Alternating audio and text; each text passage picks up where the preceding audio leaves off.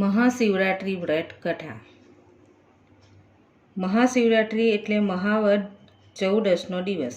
આ દિવસે મધ્યરાત્રિએ મહાદેવજી કરોડો સૂર્ય સમાન તેજસ્વી ક્રાંતિવાળા લિંગ સ્વરૂપે પ્રગટેલા હોવાથી તે દિવસને મહાશિવરાત્રિ કહેવામાં આવે છે. સૃષ્ટિના સંહારક શિવજીને 3 મુખ્ય દેવોમાંના એક માનવામાં આવે છે. અન્ય દેવોની જેમ શિવજીને મૂર્તિરૂપ નહીં પરંતુ લિંગ સ્વરૂપે પૂજવામાં આવે છે. શિવરાત્રિનો દિવસ ભગવાન શિવજીને સમર્પિત દિવસ છે. આમ તો શિવરાત્રિ દર માસે આવે છે, પરંતુ મહાશિવરાત્રિ વર્ષમાં એક જ વાર આવે છે અને તે છે મહાવદ ચૌદસના દિવસે. શિવજીના ભક્તો આ દિવસે ઉપવાસ રાખી ઓમ નમઃ શિવાયના અખંડ પાઠ કરી શિવલિંગ પર બિલ્લીપત્ર ચડાવી દૂધ અને પાણીનો અભિષેક કરી શિવ ઉપાસના દ્વારા ભગવાન શિવના કૃપાપાત્ર બનવા પ્રયત્ન કરે છે. શિવરાત્રિ પાછળની રોચક કથા અનુસાર કહેવાય છે કે શિવરાત્રિના દિવસે જ દ્વાપર યુગનો પ્રારંભ થયો હતો. શિવરાત્રિના દિવસે જ ભગવાન શિવજીના અને માતા પાર્વતીજીના વિવાહ થયા હતા. કહેવાય છે કે પ્રથમ જ્યોતિર્લિંગ પણ શિવરાત્રિના દિવસે જ પ્રગટ થયું હતું.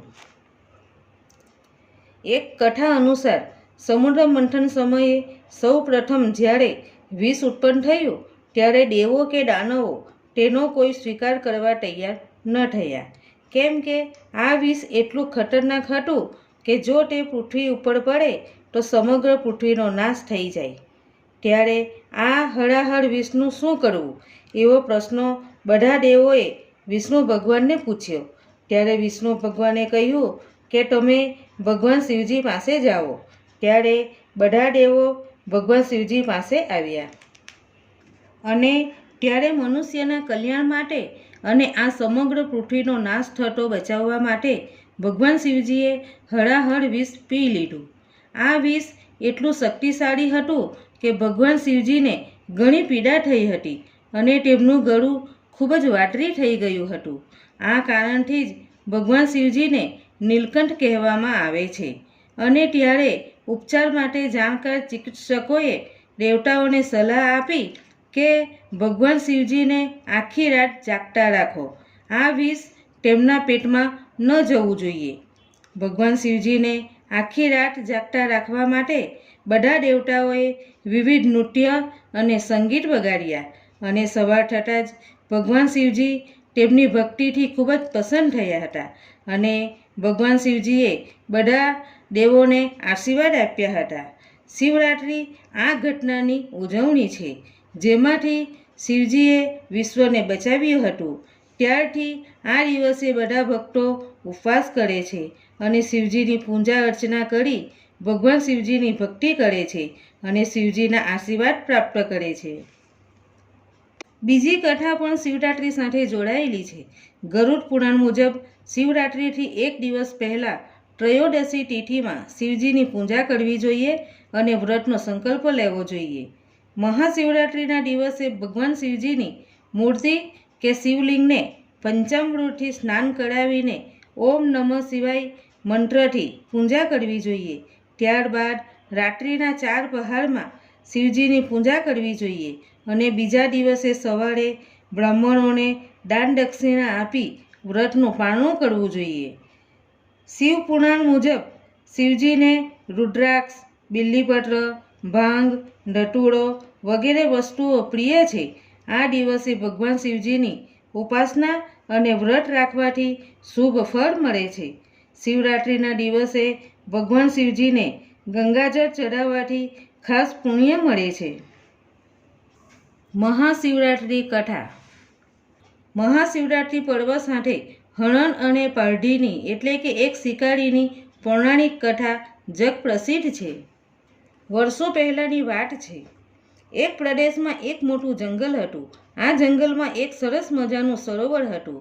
આ સરોવરના કિનારે એક મોટું બીલીનું ઝાડ હતું અને તે ઝાડની નીચે મહાદેવજીનું લિંગ હતું. આ જંગલમાં રહેતા હરણા દરરોજ આ સરોવરમાં પાણી પીવા માટે આવતા હતા. પાણી પીને તેઓ આ બિલ્લીના વૃક્ષ નીચે આરામ કરવા બેસતા હતા અને જાણે કે મહાદેવના દર્શન કરતા હતા. એક દિવસ પર્વતની તળેટીમાં રહેતો એક ભીલ વહેલી સવારે ખાધા પીધા વગર પોતાનું તીર કામઠું લઈ જંગલમાં શિકાર કરવા માટે નીકળ્યો. તે દિવસ મહાશિવરાત્રિનો હતો.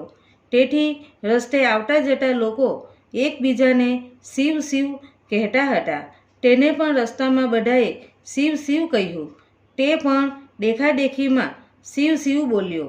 આમ જબરજસ્તીથી પણ શિવ શિવ નામ તેનાથી લેવાઈ ગયું.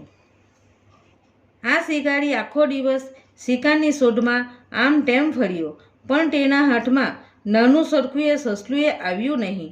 તે આખો દિવસ ભૂખ્યો અને તરસ્યો ભટક્યો. સાંજ પડતા તે પેલા સરોવરના કિનારે આવી પહોંચ્યો. તેણે સરોવરનું મીઠું પાણી પીને પોતાની તરસ છીપાવી.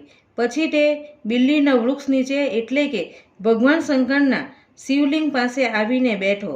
તેણે જાણ્યા અજાણ્યે ભગવાનના દર્શન કર્યા. એવામાં અંધારું થઈ ગયું. તેણે ઝાડ ઉપર રાતવાસો કરવાનું વિચારી તે બિલ્લીના ઝાડ ઉપર ચડી ગયો. તેણે વિચાર્યું કે કદાચ રાતના સમયે કોઈ જાનવર સરોવરમાં પાણી પીવા માટે આવે તો તે તેનો સહેલાઈથી શિકાર કરી શકે. તે ઝાડ ઉપર તો ચડ્યો, પણ તેને શિકાર જોવામાં થોડીક તકલીફ પડતી હતી. એના મોઢા આગળ બિલ્લીની 2-3 ડાળી આવતી હતી. તેના પાંડા નડતા હતા. તેથી શિકારીએ ઝાડ ઉપર બેઠા બેઠા બિલ્લીના પાંડા તોડી નીચે ફેંકવા લાગ્યો અને અજાણતા તે પાંદડા નીચે રહેલા મહાદેવજીના લિંગ ઉપર પડતા હતા. આમ કરતાં રાતના 11 વાગ્યા. ત્યાં એક હરણ સરોવરને કિનારે પાણી પીવા માટે આવ્યું. શિકારી બાણ મારવા ઝાડ પર જેવો આગો પાછો થયો કે ઝાડ પરથી કેટલાક બિલ્લીપત્રો ખડીને નીચેના શિવલિંગ ઉપર પડ્યા. પાંદડાના અવાજથી હરણ ચમકી ગયું. તેણે ઊંચે જોયું તો શિકારી બાણ ટાંકીને બેઠો હતો. આથી હરણે આડસ વડે કહ્યું કે હે શિકારી, તમે હમણાં તીર છોડતા નહીં. પહેલાં મને એકવાર મારા ઘરે જઈ મારા બાળ બચ્ચાને મળી આવવા દે. પછી તું ખુશીથી મને માર, મને કાંઈ વાંધો નથી. આ સાંભળી શિકારી હસ્યો અને પછી બોલ્યો, વાહ રે હરણ વાહ, તેમ મને તારા જેવો ભોળો અને મૂર્ખ ધારી લીધો છે. હું તારી વાતથી છેટાઈ જઈશ નહીં અને હાથમાં આવેલો શિકાર છોડી દઈશ નહીં. મારે ઘરે પણ મારા બચ્ચા ભૂખ્યા સૂતા હશે. હરણે કહ્યું, અરે ભાઈ શિકારી, તું જરાક મારી પર વિશ્વાસ રાખ. હું મારી જિંદગીમાં કોઈ દિવસ જૂઠું બોલ્યો નથી અને બોલીશ પણ નહીં. સૌને સૌના બાળક ઉપર હેત હોય છે, માટે તું મારી આટલી માંગણી માન્ય રાખ. સવાર થતાં હું પાછો આવી જઈશ. હરણની દયાભરી વાણી સાંભળી શિકારીને દયા આવી અને તેણે હરણને ઘરે જવાની રજા આપતા કહ્યું કે જો હરણ, હું તને તારા બચ્ચાની દયા ખાઈને જવા દઉં છું, પણ તું મારી સાથે વિશ્વાસઘાત કરતું નહીં. સવાર થતાં જલ્દીથી તું પાછું આવી જજે. ભલે કહી હરણ રાજી થતું ઘરે ચાલ્યું ગયું. થોડીવાર બાદ ત્યાં એક હરણી પાણી પીવા માટે આવી. તેને પણ શિકારી બાણ મારવા જતો હતો કે હરણીએ પણ શિકારીને કહ્યું કે મારા બાળ બચ્ચાને મળી આવવા દે, પછી તું મને ખુશીથી મારજે. હરણીએ પણ શિકારીને ખૂબ કાલાવાલા કર્યા, એટલે શિકારીએ તેને પાછા આવવાનું વચન આપી જવા દીધી. શિકારી બંને હરણ અને હરણીની રાહ જોતો બેસી રહ્યો. તે ઝાડ ઉપર સમય પસાર કરવા માટે બિલ્લીના પાન તોડી નીચે નાખવા લાગ્યો. આ બધા બિલ્લીપત્રો નીચે રહેલા શિવલિંગ ઉપર પડતા હતા. આમ અજાણપણે તે શિવની પૂજા કરી રહ્યો હતો. હરણ હરણી ઘરે જઈ પોતાના બચ્ચાને ભેટ્યા અને સગા વહાલાઓને પણ મળ્યા. પછી તેમણે બધાને શિકારીની વાત કરી. સવાર થવાને થોડી વાર હતી. હરણ અને હરણી તે શિકારીની પાસે જવા માટે તૈયાર થયા. ત્યારે તેના બચ્ચા અને સગાવાલા બોલ્યા કે અમે તમને એકલા મળવા નહીં દઈએ. મળીશું તો આપણે બધા સાથે જ. ભલે શિકારી અમને પણ તમારી સાથે મારી નાખે. આમ કહી બધા સાથે ચાલી નીકળ્યા. થોડી વારમાં હરણનું ટોળું સરોવરને કિનારે આવી પહોંચ્યું. શિકારી તો હરણનું મોટું ટોળું જોઈ નવાઈ પામ્યો કે મેં તો 2 જ હરણને જવા દીધા હતા અને અહીં આવ્યા કેટલા બધા. શિકારી ઝાડ પરથી નીચે ઉતર્યો અને હરણાની પાસે આવ્યો. ત્યારે હરણા બોલ્યા કે હે શિકારી, અમે અમારી શરત પ્રમાણે અહીં આવી ગયા છીએ. હવે તું અમને મારી શકે છે. શિકારી બોલ્યો, મેં તો હરણ અને હરણીનો શિકાર કરવાનું કહ્યું હતું. તમે બધા કેમ આવ્યા? ત્યારે બચ્ચા બોલ્યા કે હે શિકારી, અમે અમારા માતા પિતા વગર જીવીને શું કરીએ? તેના કરતાં તું અમને પણ મારી નાખ, જેથી તારા બાળકોની ભૂખ સંતોષી શકાય. બચ્ચાઓની વાત સાંભળી શિકારી ગળગળો થઈ ગયો. તેને થયું કે આવા સટવાદી અને વચનને ખાતર મળવા તૈયાર થયેલને મળવા કેમ દેવાય.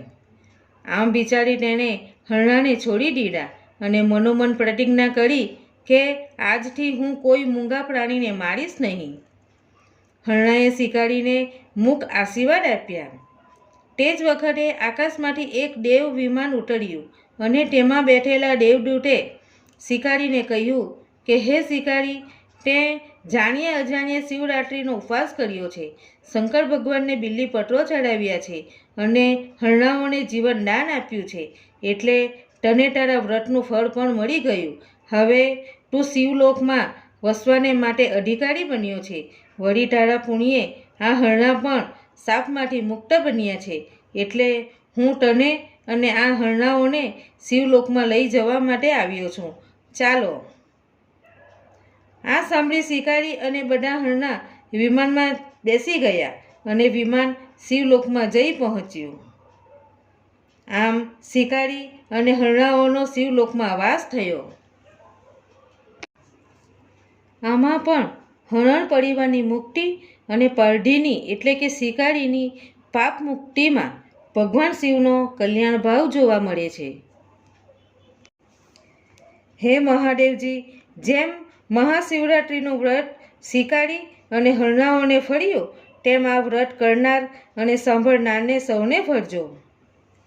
ઓમ નમઃ શિવાય. ઓમ નમઃ શિવાય.